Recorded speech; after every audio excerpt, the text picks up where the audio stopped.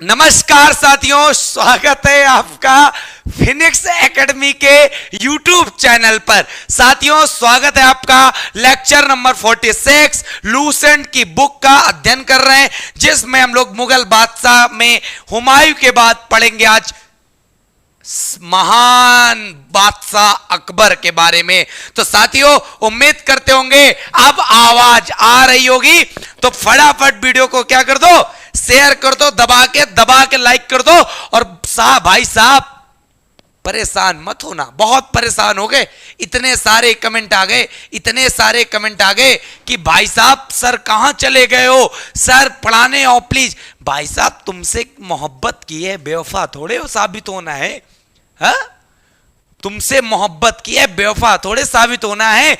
तुमसे अगर मोहब्बत है तो मोहब्बत का रिजल्ट भी तो देना है, अपने सारे बच्चों को भाई साहब सिलेक्शन भी तो दिलाना है। तो कहने का मतलब है इतना बस जान लो, थोड़े से फैमिली रीजंस थे और पर्सनल रीजंस थे जिनकी वजह से मैं क्लास नहीं ले पाया।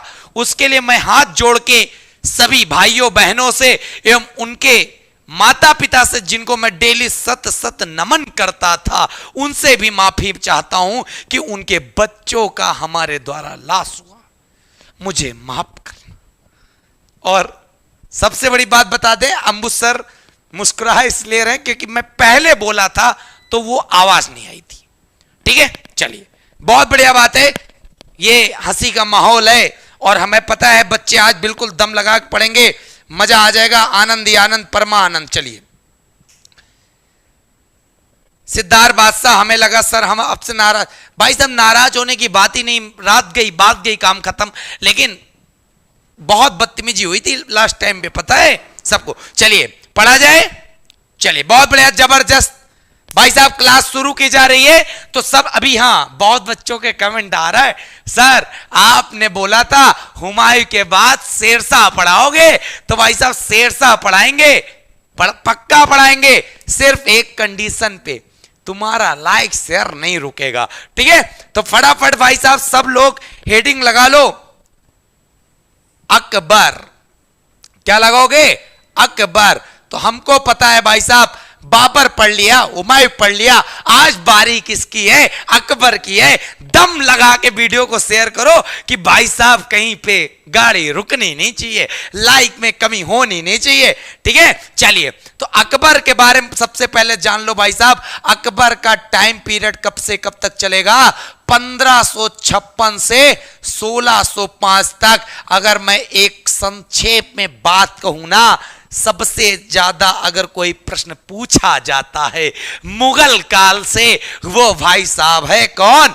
अकबर। अकबर के बिना सब मामला सूना सूना, कहते नहीं है जग सूना सूना लागे, वही वाला हाल है, पूरा मुगल सूना सूना लागे। किसके बिना? विदाउट अकबर के बिना। ठीक है, चलो, तो भाई साहब अकबर के बारे में बात समझ में आती है, छुपती भी है, दिल में समाती भी है। अब बात कहने का तात्पर्य बस इतना है, अकबर का पूरा नाम क्या था? तो अकबर का पूरा नाम था जलालुद्दीन मोहम्मद अकबर। तो जलालुद्दीन मोहम्मद अकबर किसका भाई साहब पूरा नाम था? यह भाई साहब था किसका पूरा नाम? अकबर का, जलालुद्दीन मोहम्मद अकबर। और कहने का मतलब है भाई साहब, अकबर के बचपन का नाम भी याद रखना, अकबर के बचपन का नाम भी याद रखना कि अकबर के बचपन का नाम क्या था। तो सब बच्चों को पता होना चाहिए, अकबर के बचपन का नाम जलाल था। क्या था? जलाल।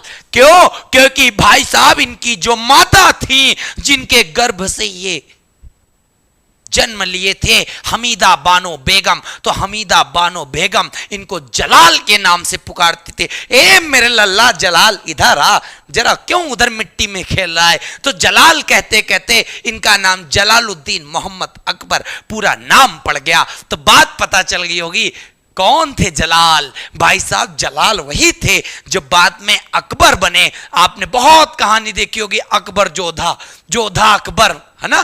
तो जोधा बाई के बारे में भी समझेंगे, हर एक चीज समझेंगे। ठीक है, चलिए, बहुत बढ़िया। फिर बात समझना बहुत ध्यान से, इनका टाइम पीरियड पहले याद कर लो, फिर उसके बाद जलालुद्दीन मोहम्मद अकबर, इनका पूरा नाम याद कर लो, इनके बचपन का नाम जलाल याद कर लो। अब बात आती है भाई साहब अकबर के पिता का नाम, तो सब बच्चों को पता है भाई साहब अकबर के पिता का नाम क्या है? अकबर के पिता का नाम था हुमायूं।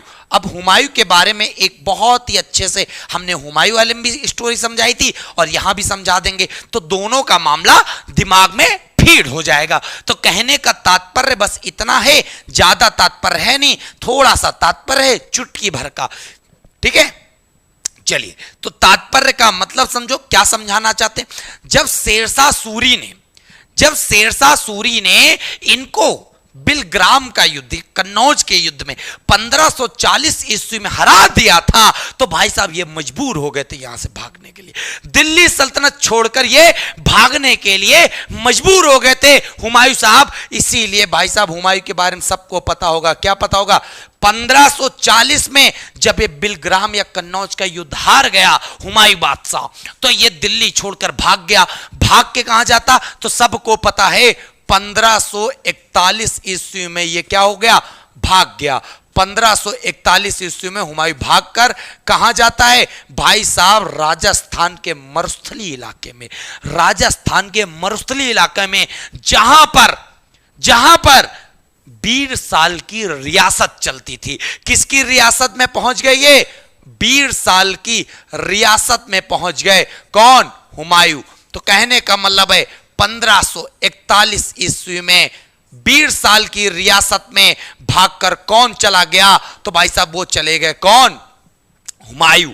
अब बात आती है ये 20 साल की रियासत राजस्थान में पड़ती कहां थी? तो सब बच्चों को पता है भाई साहब ये रियासत पड़ती थी अमरकोट में।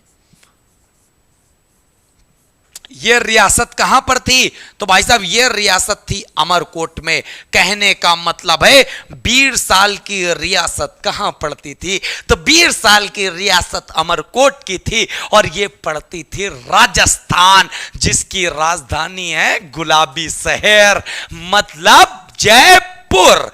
क्लियर है? तो कहने का मतलब है 1541 ईस्वी में भाग गया। वहां पर क्या हुआ? वहां पर हुआ बहुत ही तगड़ा काम। क्या हुआ? 1541 ईस्वी में विवाह हुआ, संपन्न हुआ विवाह। ठीक है, अब भाई साहब हुमायूं का विवाह हुआ। किससे हुआ विवाह? तो सबको हमने बताया था यहीं पर विवाह हुआ। किससे? हमीदा बानो बेगम से। हमीदा बानो बेगम से 1541 में क्या हो जाता है? विवाह संपन्न हुआ। ठीक है, अब विवाह हो गया भाई साहब, हमीदा बानो बेगम इनकी बेगम बन गई, इनकी पत्नी बन गई। तो इससे क्या हुआ? तो भाई साहब ऐसा क्या हुआ? तो भाई साहब इन दोनों के, जो हमीदा बानो बेगम और हुमायूं से एक पुत्र रत्न की प्राप्ति होती है, जिसका नाम था जलालुद्दीन मोहम्मद अकबर। तो पता चलता है पिता ये थे, माता हमीदा बानो बेगम थी। किसकी? अकबर की। क्लियर है? इतनी बात क्लियर है भाई साहब। अब बात आती है अकबर का जन्म हुआ तो कब हुआ? अकबर का जन्म हुआ तो कब हुआ? तो याद रखिएगा 1541 ईस्वी में तो हुमायूं का विवाह हुआ। और जन्म कब हुआ? तो याद रखिएगा 1542 ईस्वी में हुमायूं का क्या हुआ? हुमायूं का विवाह हुआ। किससे हुआ? सॉरी, 1541 में तो विवाह हुआ, 1542 ईस्वी में अकबर का जन्म हुआ। तो अकबर का जब जन्म हुआ तो याद रखिएगा हुमायूं इतना खुश हुआ कि इसके पास वहां के राजाओं को, वहां के सेनापतियों को देने के लिए कुछ नहीं था, लेकिन सिर्फ इसके पास एक कस्तूरी थी। सिर्फ एक इसके पास कस्तूरी थी। तो अकबर के केवल जन्म की खुशी में हुमायूं ने पूरी कस्तूरी को तोड़ कर पूरा बंटवा दिया। ठीक है, तो कहने का तात्पर्य है, तो हुमायूं की बात हो जाती है यहीं पे। अब बात आती है बहुत ध्यान से, तब आपको पता है बाद में हुमायूं 1555 ईस्वी में मच्छीवाड़ा का युद्ध, ठीक है, और सरहिंदी की लड़ाई जीतकर हुमायूं दोबारा दिल्ली सल्तनत पे बैठ जाता है और उसी बीच हुमायूं की हत्या हो जाती है। हत्या कब हो जाती है भाई साहब? हमने बताया था हत्या का मृत्यु हो जाती है। यहां पे हत्या जो शब्द लिखा है ना, अभी कुछ मेरे विरोधी कहेंगे गलत पढ़ा रहा है मास्टर, इसको यहां से निकालो, तो मैं खुद ही उस बात को बदले दे रहा हूं। हुमायूं की मृत्यु होती है, सबको पता है। तीन पनाह नामक जो पुस्तकालय था वहां की सीढ़ियों के से गिरने की वजह से भाई साहब हुमायूं की मृत्यु होती है। वो सन होता है 1556 ईस्वी। 1556 ईस्वी में जब हुमायूं की मृत्यु हो जाती है तो उस समय हुमायूं की भाई बिल्कुल भाई साहब चील की तरह मंडरा रहे थे कि हमको मिल जाए गद्दी।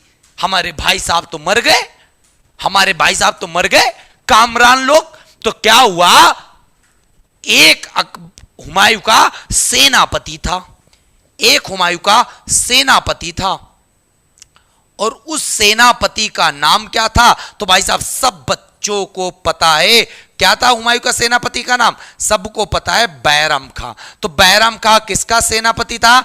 तो बैरम खां भाई साहब हुमायूं का सेनापति था। तो बैरम खां ने दिमाग चलाया। दिमाग क्या चलाया? तो भाई साहब दिमाग ये चलाया बैरम खां ने कि अकबर उस समय मौजूद था पंजाब में। कहां पे? पंजाब में। तो उस जगह का नाम क्या था? तो बात समझना बहुत ध्यान से भाई साहब, अकबर का वहां पे क्या करा दिया? राज तिलक करा दिया। 1556 ईस्वी में ही बैरम खां ने अकबर का क्या करा दिया? राज तिलक करा दिया। और राज तिलक कराया कहां? तो याद रखेगा कलानौर। और कलानौर कहां पड़ता है? तो याद रखेगा कलानौर पड़ता भाई साहब पंजाब में। तो ये पेपर में बहुत बेहतरीन प्रश्न बना रहा है कि भाई साहब अकबर का राज तिलक किस नामक स्थान पर हुआ था? तो कलानौर नामक स्थान पे हुआ था।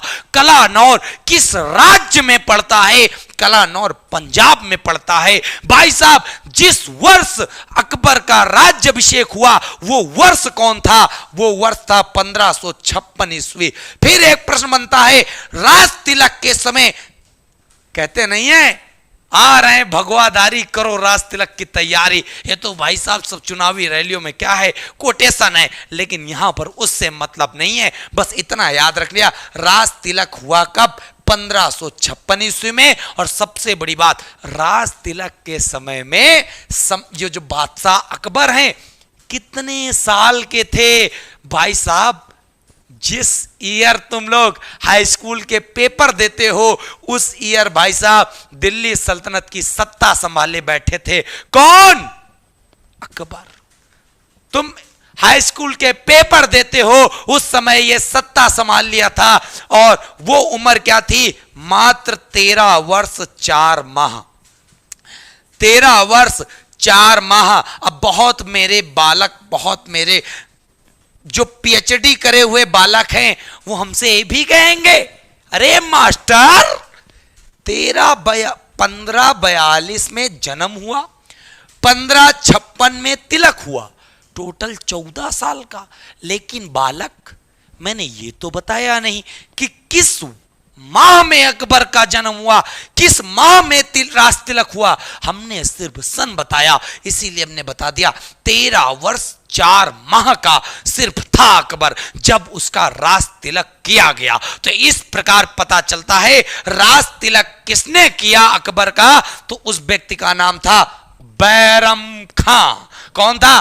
बैरम खां। और इसीलिए भाई साहब पेपर में प्रश्न आता है बैरम खां को क्या कहा जाता है? अकबर का संरक्षक। तो अकबर का संरक्षक किसे कहते हैं? तो भाई साहब बैरम खां को कहा जाता है अकबर का संरक्षक। तो भाई साहब कौन सा ऐसा बच्चा है बता दे जिसको ये भाई साहब कॉन्सेप्ट नहीं समझ में आया? अभी इसका रिवीजन भी करूंगा, हर एक चीज बताऊंगा। तुम्हारा लाइक शेयर नहीं पड़ेगा ना, तुमको भी धो डालेंगे। इसीलिए लाइक शेयर जरूर मारना, नहीं मारोगे वहीं आके मारेंगे। तो इसीलिए फटाक से भाई साहब लाइक शेयर मारो, वरना मोहब्बत यहीं से टूट जाएगी। चलिए बहुत बढ़िया, जबरदस्त। सर ज्योग्राफी भी पढ़ाओ, सर पॉलिटी भी पढ़ाओ, खिचड़ी बना दें हम मूंग की, है ना? अरे यार एक अरहर की दाल बढ़िया चल रही है, वो नहीं खाना चाहते हो, उड़द मूंद वाली खाइयो, जेमा कुछ न मिली। चलो, तो फटाक से इतनी बात समझ में आ गई। ये भी याद रखना, अकबर का जन्म कहां पे हुआ? अमरकोट में। ठीक है, तो उम्मीद करते इतनी बात समझ में आ गई होगी। फटाक से सबको दिल से बिल्कुल सब बात मेरे बच्चे, सब बात मेरे शेरों शेयर कर दो, जहां तक तुम्हारी ताकत हो। उसके आगे तो भाई साहब हम संभाल लेंगे। केवल तुम्हारी क्षमता का आकलन कहां तक होगा? जहां तक तुम्हारी क्षमता शेयर करने की होगी। उसके बाद तो भाई साहब यहां पे सारा तांडव हम मचा लेंगे। चलिए फटाक से इसका लाइक शेयर करो, फिर बात करते हम लोग आगे की तरफ जबरदस्त तरीके से। ठीक है, चलिए बहुत बढ़िया, सब बास मेरे बच्चे, बहुत बढ़िया, सब बास।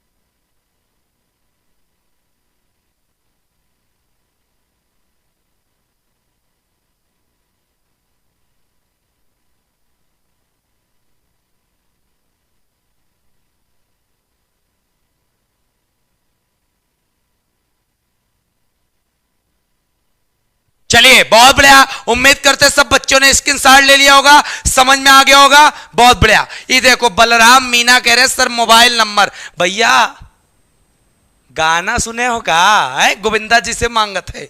चलो बहुत बढ़िया। मोहित बिसेन, सर जी शेर शाह सूरी नहीं पढ़ाया आपने। नहीं पढ़ाएंगे भाई साहब, शुरुआत में बोल दिया था जब तुम्हारा लाइक शेयर होगा अब तुमको सीरियल मिलेगा। जब लाइक शेयर नहीं करोगे सीरियल भाई साहब मामला बंद हो जाएगा, इसीलिए लाइक शेयर जरूर करते रहना। ठीक है, चलिए बहुत बढ़िया, जबरदस्त। हाँ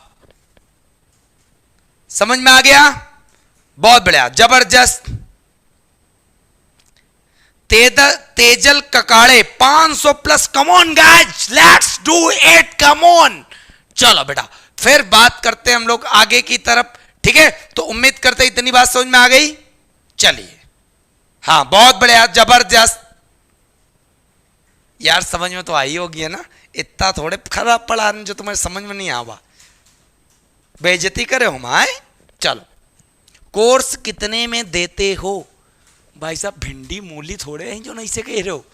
अरे यार पढ़ाई है, स्टडी पाई एप्लीकेशन डाउनलोड करो, वहां जाओ, त्रिशूल बैच तुमको मिल जाई। ठीक, चलो बात करते हैं मेरे बच्चे आगे की तरफ। आगे की तरफ अकबर के बारे में देखते हैं। अब अकबर की चालू होंगे लव स्टोरियां, अकबर की चालू होंगी बीबियां। सबकी होती है बीबी, अकबर की थी बीबिया। कितना बढ़िया सिंगुलर प्यूलर बन रहा है, हिंदी वाला एक वचन बहुवचन। ठीक, तो कहने का मतलब है अकबर की पहली पत्नी, अकबर की पहली पत्नी जिनका विवाह हुआ था अकबर से, तो उनका नाम क्या था? उनका नाम था भैया रुकैया बेगम। रुई सुने हो? रुई, रुकैया कहते नहीं, रुकइया, रुकइया, तो रुकैया बेगम। तो रुकैया बेगम अकबर की पहली पत्नी थी, पहली धर्म पत्नी थी। फिर यहीं पे याद रखिएगा आखिरकार थी कौन? सबसे बड़ा पेपर में आईएएस की परीक्षा में प्रश्न पूछा गया, क्या अकबर का विवाह अपने चाचा की बेटी से हुआ यस हुआ। तो चाचा कैसे बनेंगे? तो भाई साहब हुमायूं, कामरान, अस्करी, हिंदाल, 4 भाई थे। अकबर किसके पुत्र थे? हुमायूं के। तो सिंपल सी बात है, कामरान, अस्करी, हिंदाल, इन्हीं में से किसी की पुत्री होंगी। कौन? रुकैया बेगम। तो यहां पे पता चल रहा है जो भाई साहब हिंदाल थे, हिंदाल, तो हिंदाल की पुत्री का नाम ही क्या था? हिंदाल की पुत्री का नाम ही था रुकैया बेगम। क्या था? रुकैया बेगम। तो इस प्रकार हमें पता चल जाता है जो हिंदाल की पुत्री थी, जो हुमायूं के भाई हिंदाल की पुत्री जिनका नाम था रुकैया बेगम, वही जाके अकबर की पहली पत्नी बनती हैं। तो पहला विवाह अकबर का अच्छे से समझ में आ गया होगा। ठीक है, चलिए।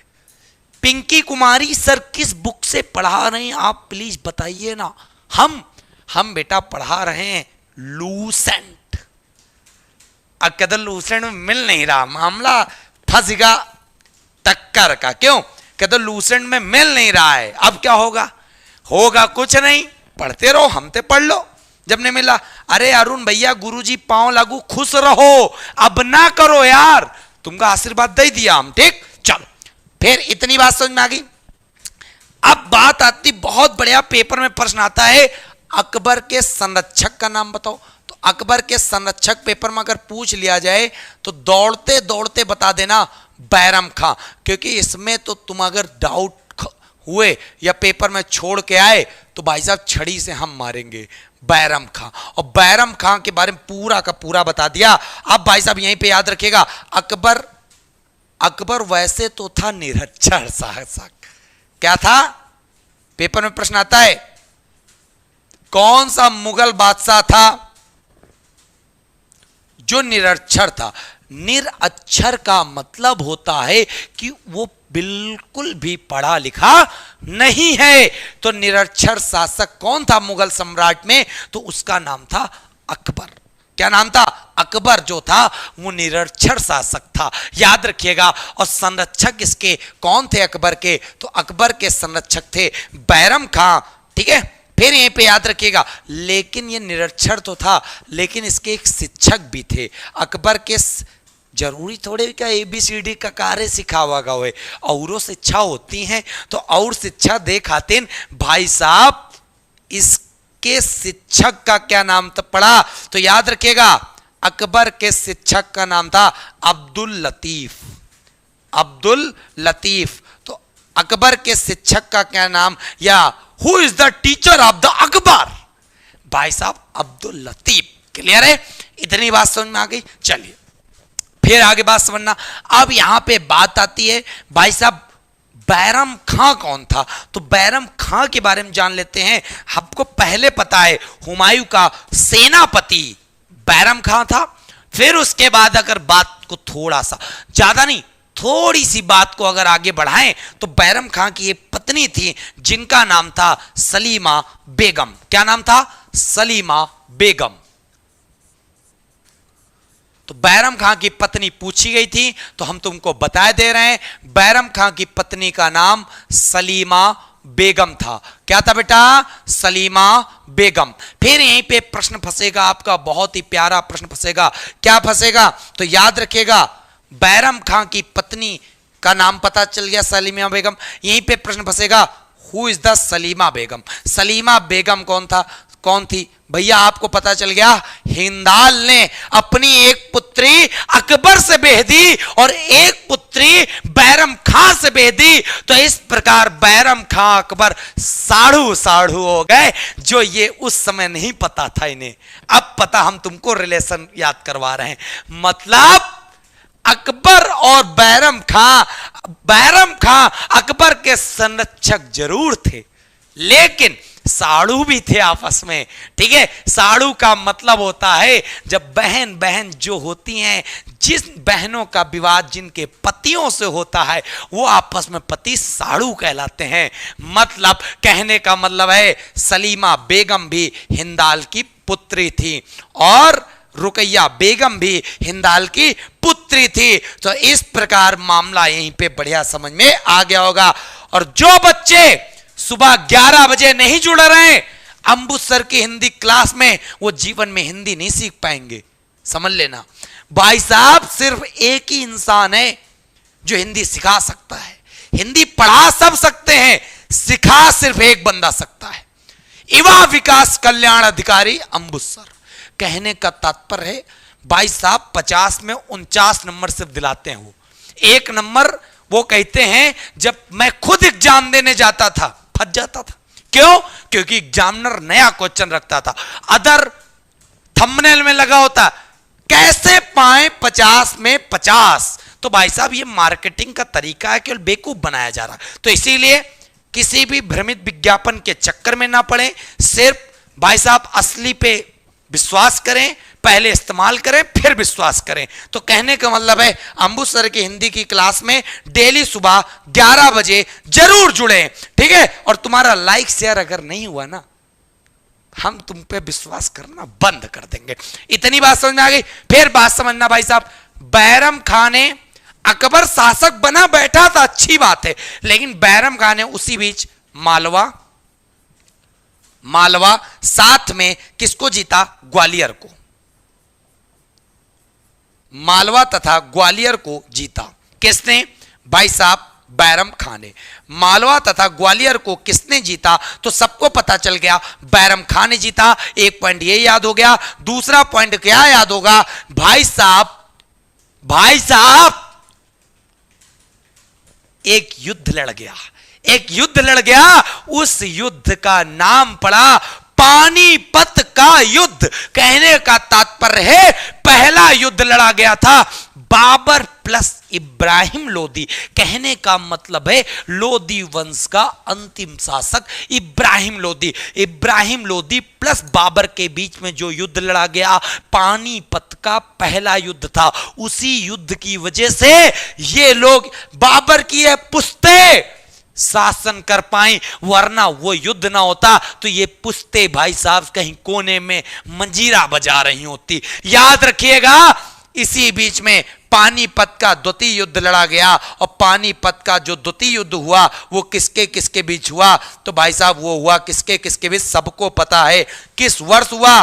1556 ईस्वी में। किसके बीच हुआ? तो याद रखिएगा अकबर प्लस हेमू के बीच में। अब तुम कहोगे अकबर यहां पे कैसे लड़ गया? भाई साहब मात्र 13 वर्ष का बालक कैसे युद्ध को जीत जाएगा? भाई साहब क्यों? क्योंकि इसके संरक्षक में कौन था? बहुत बड़ा आदमी था, उसका नाम सबको पता है, बैरम खां था। जब बैरम खां अपने कंधों पे बागडोर लेके संभाले हुए था तो अकबर का कोई बाल बांका भी नहीं कर सकता था। इसीलिए 1556 ईस्वी में अकबर प्लस हेमू के बीच में युद्ध होता, जो पानीपत का द्वितीय युद्ध होगा। पहला युद्ध 1526 में, मतलब इसके जस्ट 30 साल पहले, ठीक 30 साल पहले बाबर प्लस इब्राहिम लोदी के बीच में भाई साहब पहला युद्ध हुआ। दूसरा युद्ध हुआ अकबर प्लस हेमू के बीच में, जिसको विजय किसको मिली? भाई साहब विजय किसको प्राप्त हुई? तो याद रखिएगा विजय पाने वाला बादशाह था अकबर। सही का मतलब है जीत गया युद्ध, सही का मतलब है ये युद्ध जीत गया। क्लियर है? चलिए बहुत बढ़िया, जबरदस्त। भाई साहब जिन बच्चों ने भी चैनल को सब्सक्राइब ना किया हो, और अगला टॉपिक आ रहा है जहांगीर का, वहां पे पढ़ोगे न्याय का घंटा। और जिन्होंने अभी भी घंटी ना बजाई हो हमारे चैनल की, जाके टन टन बजा दें, वरना भाई साहब उनको न्याय का घंटा नहीं मिलेगा। इसीलिए चैनल को सब्सक्राइब करें, बेल आइकन बटन को दबाएं और साथ में घंटी को टन टन बजाएं। और याद रखिएगा लाइक शेयर करना भाई साहब तुम्हारी आने वाली पीढ़ियां भी ना भूलें, इस प्रकार लाइक शेयर करना, ठीक है। चलिए, तो अकबर हेमू के बीच में युद्ध हुआ। फिर भाई साहब होता क्या है, अकबर थोड़ा बड़ा होता है, उम्र होती इसकी करीब 17 साल। कितनी होती है? 17 साल के करीब उम्र होती है। भाई साहब क्या होता है, तो बात समझने ला बहुत ध्यान से। वो 17 साल की उम्र भाई साहब अकबर विद्रोह कर देता है। अकबर क्या कर देता है? विद्रोह। अब विद्रोह भाई साहब किसके खिलाफ? तो याद रखिएगा अकबर विद्रोह कर देता है, किसके खिलाफ कर देता है भाई साहब? बैरम खां के विरुद्ध। बैरम खां के विरुद्ध विद्रोह कर दे अकबर और बैरम खां। यहां पे याद रखिएगा अकबर के खिलाफ कर देता है कौन? बैरम खां। बैरम खां विद्रोह कर देता है अकबर के खिलाफ। किस वर्ष? तो याद रखिएगा वो उस वर्ष का नाम था 1560, अर्थात कहने का मतलब है 1543 में जन्म, 1560 में विद्रोह। उसके संरक्षक के द्वारा ही, उसके साढ़ू के द्वारा ही उसको झेलना पड़ जाता है। तब अकबर की उम्र होती है कितनी? मात्र 17 साल। लेकिन तब अकबर बहुत बड़ा बादशाह बन चुका होता है और वो बैरम खां को हरा देता है। और भाई साहब बैरम खां चला जाता है कहां? गुजरात। और गुजरात में जाके हराता है किसको? बैरम खां को। फिर इसको भाई साहब रास्ता देता है कि आप मक्का की यात्रा पे निकल जाओ, वरना ये देश छोड़ के चले जाओ। तो भाई साहब जब बैरम खां मक्का की यात्रा पर जा रहा होता है तो रास्ते में एक जगह पड़ती है जिसका नाम है पाटन। पाटन भाई साहब गुजरात में पड़ता है। याद रखिएगा जहां पर पाटन में भाई साहब हत्या कर देता है कौन? पाटन में हत्या कर देता है किसकी? बैरम खां की। कौन? तो याद रखिएगा मुबारक खां। मुबारक खां नामक व्यक्ति ने क्या कर दी? हत्या कर दी। किसकी कर दी? भाई साहब बैरम खां की हत्या कर दी। तो बैरम खां की हत्या किसने कर दी? तो भाई साहब मुबारक खां नामक व्यक्ति ने हत्या कर दी रास्ते में। तो उम्मीद करते भाई साहब समझ में आ गया। ठीक है, चलिए अंबा तिवारी आपसे पढ़कर मुझे हिस्ट्री बहुत इजी लगने लगी। क्या बात है, अच्छा तुमने सोशल साइंस की वजह से डिस्ट्रिक्ट टॉप नहीं कर पाई थी। अच्छा क्या बात है, दुख हो गया। नमस्कार गुरुजी, पाटलिपुत्र की नगरी से नमस्कार मेरे बालक।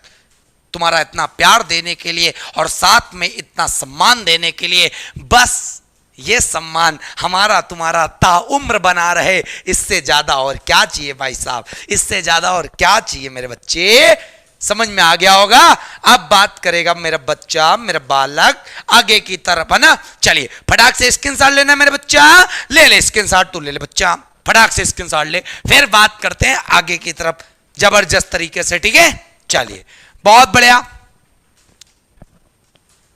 उम्मीद करते हर एक बच्चे को, हर एक प्राणी को यहां पे जो उपस्थित है, सजीव प्राणी जो उपस्थित है, उसको बड़े प्यार से समझ में आ रहा होगा। चलिए बहुत बढ़िया, जबरदस्त। भाई साहब समझ में ना आए तो बेकार है ना। चलिए बहुत बढ़िया। अजय बारवार, सर मेरा तो कल्याण हो जाएगा। अगर और कल्याण चाहते हो, पूरी तरह जीएस सब कुछ सीखना चाहते हो, तो भाई साहब इस नंबर पे कॉल करें और हमारा त्रिशूल बैच ज्वाइन करें, जिसमें आतंक ही आतंक कट रहा है। सारे बच्चों से पूछो जाके और हमारा एप्लीकेशन डाउनलोड कर लो, स्टडी पाई एप्लीकेशन। और स्टडी पाई एप्लीकेशन डाउनलोड कर लो, जहां पर भाई साहब सिर्फ आतंक मच रहा है। इस नंबर पे कॉल करो, तुरंत भाई साहब त्रिशूल बैच में एंट्री पाओ। और मात्र 1500 का बैच है, लेकिन उसमें भी ऑफर दे रहे हैं, सिर्फ 2 दिन के लिए ऑफर दे रहे हैं। जिनको लेना हो भाई साहब ये बैच केवल 1300 रुपए में ले सकते हैं। कितने रुपए में? 1300 रुपए में त्रिशूल बैच ले सकते हैं। सिर्फ 2 दिन के लिए ऑफर दे रहा हूं। आज अंतरराष्ट्रीय योग दिवस के अवसर पे इस नंबर पे कॉल करके सभी बच्चे भाई साहब मात्र 1300 रुपए में बैच में ज्वाइन हो सकते हैं। कौन से बैच में? त्रिशूल बैच में। चलिए बहुत बढ़िया, जबरदस्त मेरे बच्चे। अभिषेक कुमार, निधि ओझा, संतोष प्रजापति, चलिए बहुत बढ़िया, जबरदस्त। समझ में आ रहा है? फिर देख मेरे बच्चे, हाँ अरे यार समझ में आएगा, क्यों परेशान हो ना। चलो फिर देखते भाई साहब, आगे बढ़े आगे बढ़े। चलिए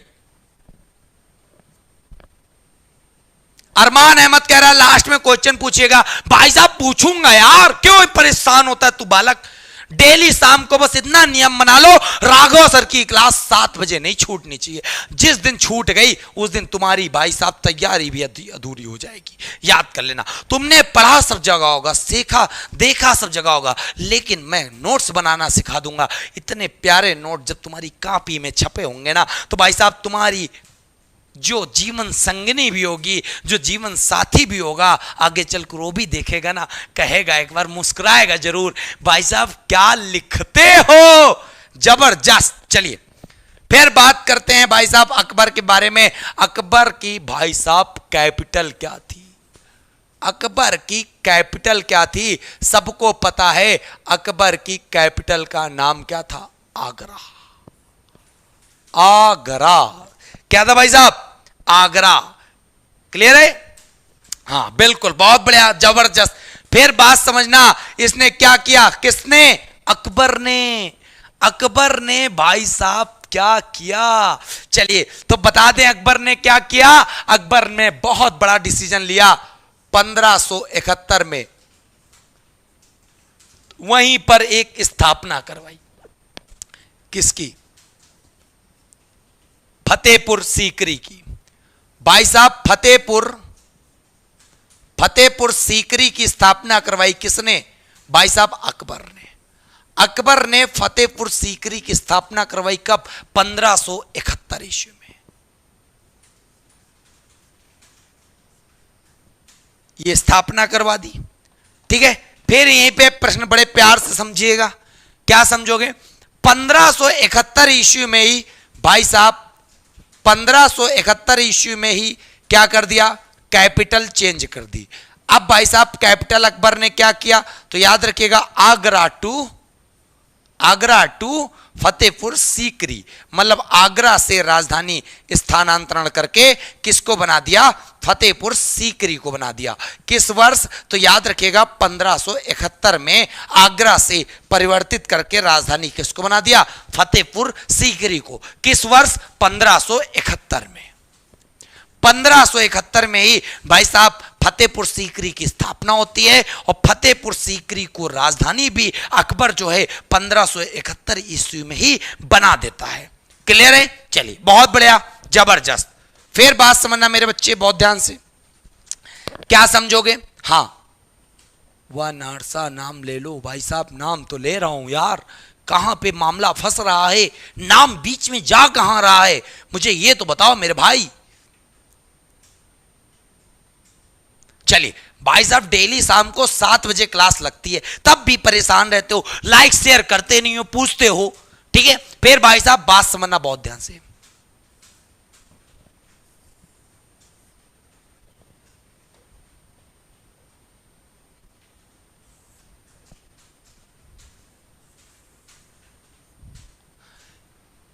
(1562) ईस्वी।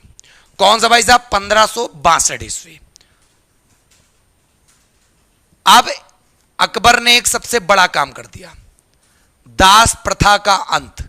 दास का मतलब होता भाई साहब गुलाम। अब अकबर ने कह दिया कि भाई साहब अब कोई गुलाम नहीं रखा जाएगा। 1562 ईस्वी में अकबर ने एक बहुत बड़ा काम किया कि भाई साहब अब कोई भी दास नहीं रखा जाएगा, दास रखने की कोई आवश्यकता नहीं है। याद समझ लेना, फिर समझना चीजों को। 1500 तो कहने का मतलब है किसने गुलामी से लोगों को आजादी दिला दी? किसने भाई साहब लोगों को अपनी खुद की पहचान दिला दी कि हां यार मैं भी एक नागरिक हूं, मैं भी किसी का गुलाम नहीं हूं, मैं भी स्वतंत्र होकर कोई अपने कार्य कर सकता हूं। देखिए एक बच्चे ने बोला था come on guys let's on celebrate 500, तो रियल में तुमने सेलिब्रेट कर दिया, सच में मजा आ गई। लेकिन वो दिन कौन सा होगा? जिस दिन भाई साहब 1000 का सेलिब्रेशन होगा, जबरदस्त भाई साहब होगा, है कि नहीं? बहुत लोग कहते हैं तुम भाई साहब बोलते कम और पढ़ाते ज्यादा, लेकिन मेरा मानना होता है, मैंने साइकोलॉजिकल जो एक मेथड सुना है कि भाई साहब हमेशा इंटरेस्ट लेके पढ़ना चाहिए, जिंदगी में बोरिंग मास्टर तो बहुत मिलेंगे। दैट इज ये भाई साहब ये क्या है यार, कंपटीशन है कि नहीं? चलो मेरे भाई 1562 दास प्रथा का अंत। तो कहने का तात्पर्य बस इतना है, हमेशा मजे से पढ़ो, हमेशा खुश होके पढ़ो, कभी भी निराश मत हो। चलिए 1563 ईस्वी में क्या किया भाई साहब? 1563 ईस्वी में बहुत बड़ा काम कर दिया। लोग तीर्थ पे जाते थे, लोग तीर्थ पे जाते थे, मतलब तीर्थ यात्रा पर जाते थे। जब लोग जाते थे तो भाई साहब 1563 में क्या हुआ, एक डिसीजन ले लिया अकबर ने, जिससे वहां की प्रजा जनता बड़ी खुश हो गई। कहने का तात्पर्य बस इतना है भाई साहब, 1563 में अकबर ने क्या बेहतरीन काम किया।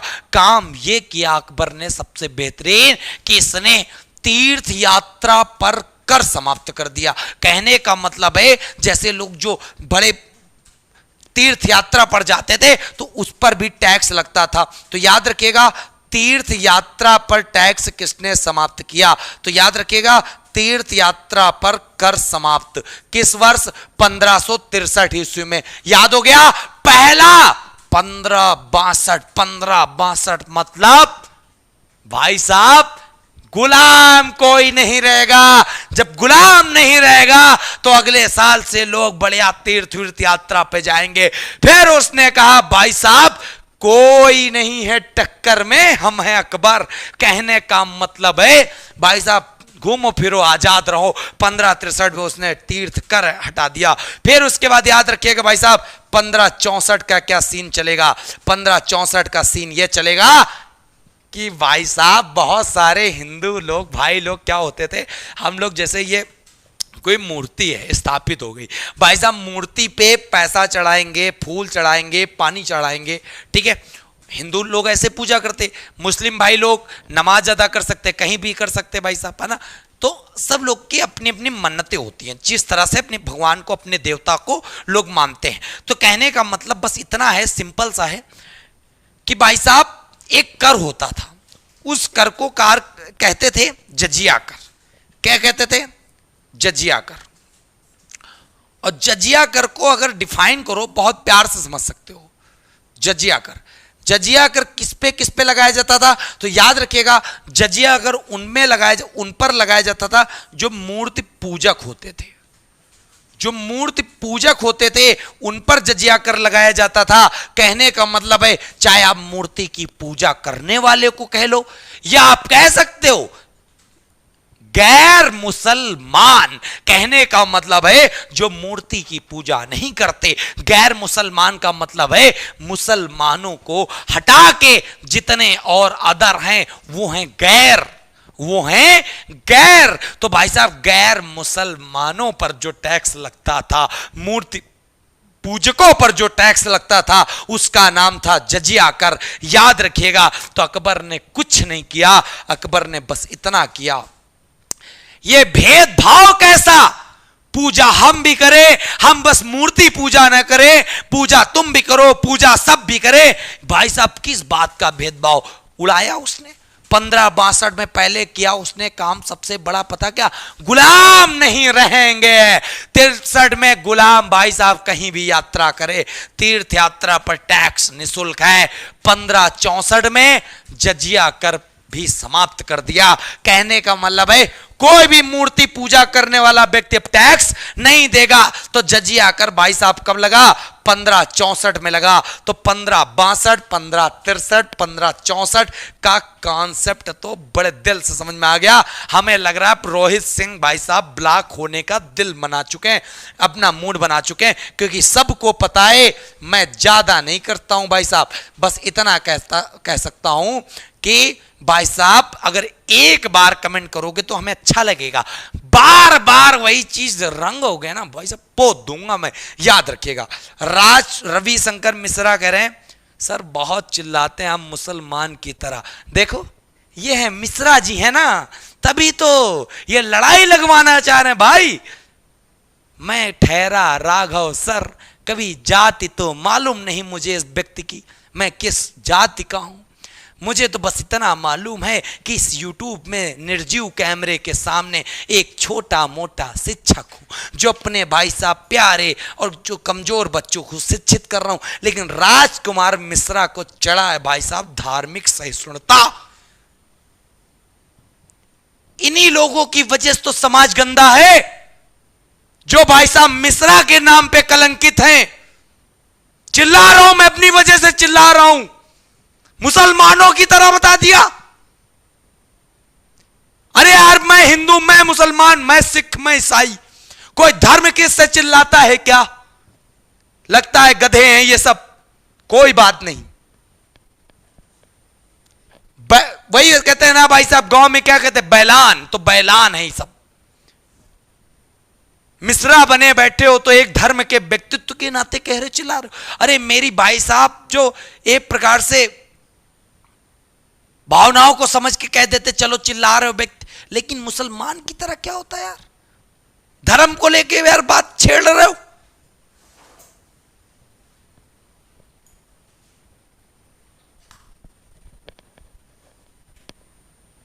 चलिए मैं इस मिश्रा जी को ब्लॉक करता हूं, क्योंकि भाई साहब इनको चढ़ियात थी। ठीक है, चलिए बहुत बढ़िया। यस, ये समाज के गंदे कीड़े हैं। चलिए बहुत बढ़िया। तो उम्मीद करते हैं भाई साहब सबको समझ में आ गया होगा, दिल से समझ में आया होगा। बिल्कुल भाई साहब, अच्छे समझ में आ गया, बहुत बढ़िया। धानजी चौधरी, अंबा तिवारी, जबरदस्त, आकाश कनेश, हरिओम, मिस्टर स्टडी अरुण, विकास, मुकेश, खड़क सिंह, सौरभ, संगीता, सभी बच्चों को भाई साहब गुड नाइट, शुभ रात्रि। ठीक, उसके पहले जान लो भाई साहब 2 दिन के लिए ऑफर है, 777 12 108 पे त्रिशूल बैच ज्वाइन कर सकते हो। मात्र त्रिशूल बैच की कीमत 1300 रुपया, और जो फाउंडेशन बैच है उसकी कीमत मात्र 2000 रुपए में आप पढ़ोगे मैथ, जीएस, और साथ में आप पढ़ोगे आप हिंदी भी। तो इस प्रकार मात्र ओनली फॉर 2 डेज। याद रखिएगा 1300 रुपए में आप जीएस का स्पेशल बैच, 2000 में मैथ, जीएस, हिंदी आप ले सकते हो। इस नंबर पे कॉल करके केवल 2 दिन के लिए 1300 है, जिसकी कीमत भाई साहब 1540 रुपए है, जिसकी कीमत 2260 है। तो याद रखिएगा 2 दिन के लिए अगर तुम्हें ऑफ है, कब के लिए बता दूं, कल 22 जून और 23 जून। 23 जून लास्ट डेट, 23 जून लास्ट डेट है। चलिए, तो उम्मीद करते हैं सब बच्चों को समझ में आ गया है ना। चलिए साथियों, विदा लेता हूं, आप लोग अपना ख्याल रखिएगा। मिलूंगा कल शाम को इसी मैदान में, इसी जगह, तुमसे लड़ाई लड़ने के लिए, और खासकर इन जैसे कीड़ों से जो मिश्रा होने के बाद धार्मिक नेता की बात करते हैं। भाई साहब, जय हिंद, जय भारत, वंदे मातरम।